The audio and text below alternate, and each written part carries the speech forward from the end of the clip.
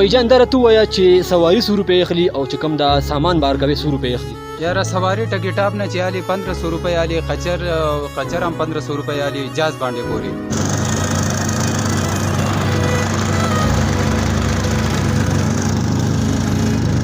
سلامونه قدرمنو، فهد مومند یم، راغلی یم کومراټ ته مرګرو سره په چکر باندې.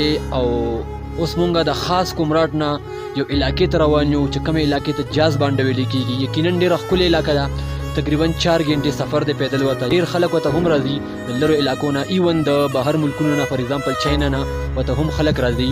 نو جاز باندې ته روان یم، مرګري دي را سره. تاسو به چې کوم دی یو څو اهم معلومات هم در کوم، شعرونه هم درته وایم. موږ سره اوسئ. قدرمنو، څنګه چې تاسو ته مو ویلو چې مونږ د خاص کومراټ نه چې کوم دی اوس روان یو جاز باندې ته. تقریبا پیدل 4 غنټې سفر دی، خو مونږ چې کوم دی اوس میټ ته ورسېدو نو تقریبا زمونږ 2 غنټې وشوې. خو زه اوس داسې علاقه کې ولاړ یم لکه ځنګل چې والې، بالکل د ځنګل په شان تکې دی. مونږ سره مرګري هم دي، دي نه به تپوس کوو چې څه فیلینګ دی. ها مصطفی بھائی، یو ما سره مصطفی دی، یو جواد دی. مصطفی بھائی څنګه فیل کې کومراټ ته راغلی؟ اوس مونږ روان یو جاز باندې ته، نو څه احساسات دي ستاسو؟ احساسات خو ډېر زیات ښه دي او ډېر زیات انجوای مو وکړه او ډېره ښکلې علاقه ده. ډېر ځایونه مونږ کتلي دي، خو داسې ښکلې علاقه شاید که مونږ کتلې وي. او تاسو ته هم زه دا اډوایس درکوم، تاسو هم که انجوایمنټ لپاره چېرته ځئ نو تاسو دلته راشئ، کومراټ ته راشئ، جاز باندې ته راشئ، نو تاسو به د ژوند خوند وګورئ، د الله پاک قدرتونه به وپېژنئ. ډېره مهرباني قدرمن شي. د ما چې کوم دویم مرګري دی جواد بھائی، جواد بھائی لږ بره وګوره که نه یاره څنګه فیلینګ دی ستاسو چې موږ روان یو جاز باندې ته؟ لب شکر باندې راغلی او ډېر زیات خوند یې وکړو. ښه جي. او ډېر زیات ریفریشمنټ علاقه ده. ښه جي. او یاره زما هم دا خواست دی، مونږ ډېرې علاقې کتلي دي. ښه جي. مري کالام ډېرو ځایونو ته تللي یو، خو دا چې څنګه کومراټ دی داسې علاقه مونږ چېرته نه ده کتلې. او خاص کر جاز باندې یو انسان راشي دې ځای ته واپس لوی بیا زړه نه کېږي. ډېره ښایسته علاقه ده یار. قدرمن شي، مهرباني. قدرمنو، دلته چې کوم دی اسونه او خچرې هم وي. دا څه لپاره وي؟ دا دې لپاره وي چې چا سره بار وي، سامان وي، دا چې کوم دی په هغې باندې بار کي او دا والا چې کوم دی بیا جاز باندې سر ته وړي. او کم کسان وي زړه کېږي چې مونږه جاز باندې ته وخیجو، خو بیماران وي، کمزوري وي، خطې نشي او خواهش لري چې مونږ وخیجو، نو ای چې کوم دی هم په خچرو او په خرو باندې بیا ځي. دا مرګري موږ سره ولاړ دی.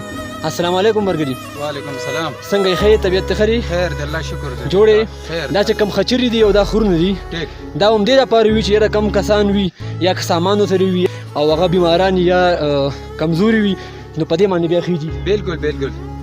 خر باندې سامان وړي بېګونه، قچر باندې هم او اسونه باندې سواري وړي. ښه جي. ښه، دا تاسو نه ښه جي کټوره لیکو پورې اسونه ځي. ښه جي. ښه، صحیح صحیح. او دا چې کوم تاسو کاروبار دی دا څونه وخت تاسو کوئ؟ دا تقریبا زما خو 15-16 کاله وشو، خو د دې 10 کاله کېږي چې مېلمانه راځي که نه. خو بھائی جان دا راته ووایه چې سواري 100 روپۍ اخلي او چې کوم دا سامان بار کوي 100 روپۍ اخلي. یاره سواری ټکټ اپ نه چې علي 1500 روپۍ علي قچر هم 1500 روپۍ علي جاز باندې پوري. ښه جي. ښه، خبره کټوره لیک ته په سواري ځي که نه. او جي 1000 روپۍ علي. ښه جي. ښه ښه. او مطلب تاسو وایئ چې لکه چې کوم خچر دي په دې باندې مطلب سورلی وي او چې کوم دا خرونه وي په دې باندې سامان بار کوي، داسې ده؟ داسې ده. تاسو چې کوم دی بنیادي دې ځای دې ځای. ښه جي. ښه، ډېره مهرباني قدرمن شي یاره، ټایم راکولو مننه.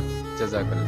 چې کومه ښکلې نظاره ده جاز باندې چې ورته ویل کېږي چې مونږ اوس نه چې کوم دی 4 غنټې مخکې روان شوي یو، تقریبا وررسېږو. دلته چې کوم دی د اکسیجن هم لږه مسله وي، خو بیا هم مونږ 4 غنټې په دې باندې واغستې چې جاز باندې ته مونږ راورسېدو.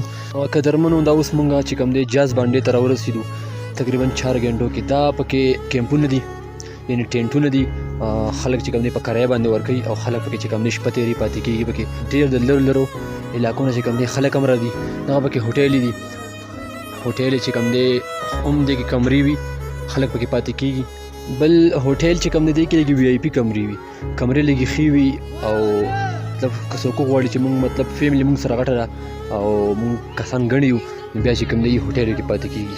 او عام چې وړه فیملی وي 2-3 کسان وي، 4 کسان وي، دا کیمپ چې کوم دی ډېر مزېدار کار کوي، ډېر خوند یې وکړو. مونږ هم پکې شپه تېره کړه، ډېر سوری وکړو، نو ډېر زبردست علاقه ده، ګرینري پکې ډېره ده. د چا په حکم کې ناسته پاسېده، ما نه به داسې زندګي ونه شي، د بني آدمو دې په کار شي سړی، خو د بنده دې بندګي ونه شي. بې ادبي د مندر ځکه نه کوم چې د جومات بې حرمتي ونه شي، او په سیل وزمه د یارانو سره پرېږده ونن دې مزدوري ونشي.